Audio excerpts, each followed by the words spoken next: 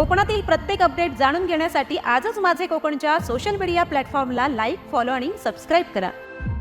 रत्नागिरी जिल्ह्यातल्या खेडमधील बांद्री पट्ट्यात म्हणजे तळे आणि आंबवली महसूल मंडळात गेले अनेक दिवस राजरोसपणे वाळूचा उपसा वाळू माफियाकडून सुरू आहे।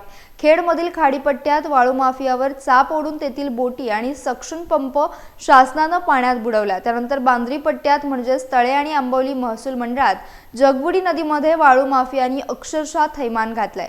विशेष म्हणजे केंद्र शासनाने पर्यावरण संवेदनशील क्षेत्र म्हणून या भागाला संरक्षित केलंय। असं असताना त्या ठिकाणी नदीमधून ठिकठिकाणाहून होणारा वाळू उपसा पर्यावरणाला घातक ठरतोय। सर्वच गावांमधून खेडच्या तहसीलदारांना लेखी स्वरूपात अनेक तक्रारी देण्यात आल्या, तर अनेक ग्रामस्थांनी तहसीलदारांना प्रत्यक्ष भेटून तक्रारी केल्या आहेत।